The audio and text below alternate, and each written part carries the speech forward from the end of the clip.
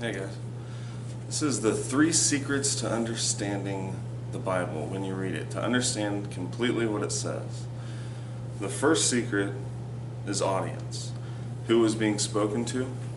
Who was actually being addressed? Alright? The second secret is imagine that they did not lie. Imagine that the people, or what you're reading, the letters that were written, who they were written to, imagine that the people were not lying. What they said was true.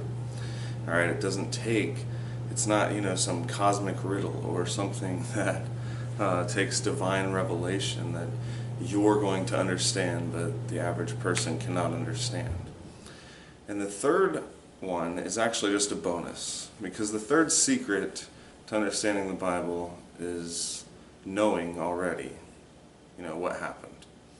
We were all told this story from birth about some antichrist. He's going to get shot in the head and come back to life, and the whole world's going to believe in him and give you a chip or something. And there's going to be a rapture and some 7 years of tribulation, which absolutely no part of that story is true. So we've all read it with that lens, and it's just confused us really bad. So the third secret to understanding the Bible is just a little bonus that I'm going to give you. Let you know the end before you start so you can actually read it with that lens. And that is that Jesus Christ already returned in 70 AD, and that's whenever Christianity ended. It was in 70 AD whenever Jesus destroyed the temple in Jerusalem. So the first secret, audience. When you're reading the Bible, whenever you're reading the Gospels, who was being spoken to? Whenever people are reading Matthew 24 or Luke 21 or Mark 13 talking about, the end, they put it for our day. But take the 2 first secrets and read it again. The audience, the disciples came to Jesus privately, and he said, you, your, you, ye. It was them. They were the ones that he was speaking to.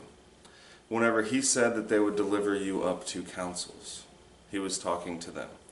Whenever he said this generation will not pass, he was talking to them. After all the signs, he said that the armies would come to Jerusalem.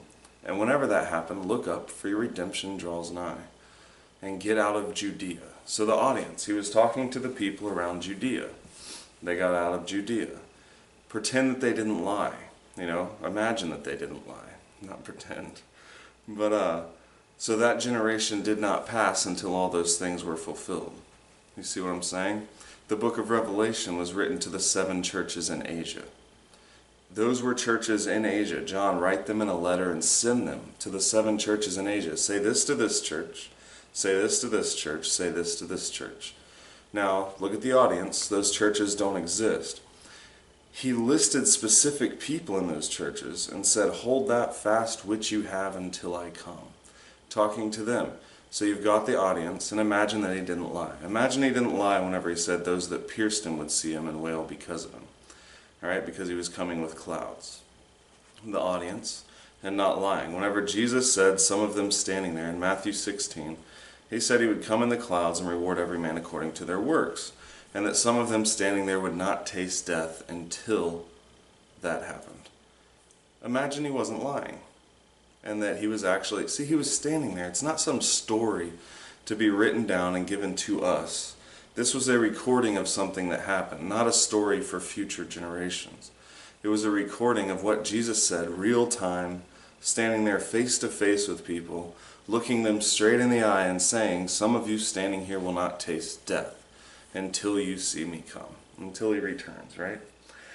James, the brother of Jesus, he wrote to, first we got to establish the audience. This was 2,000 years ago to the 12 tribes of Israel.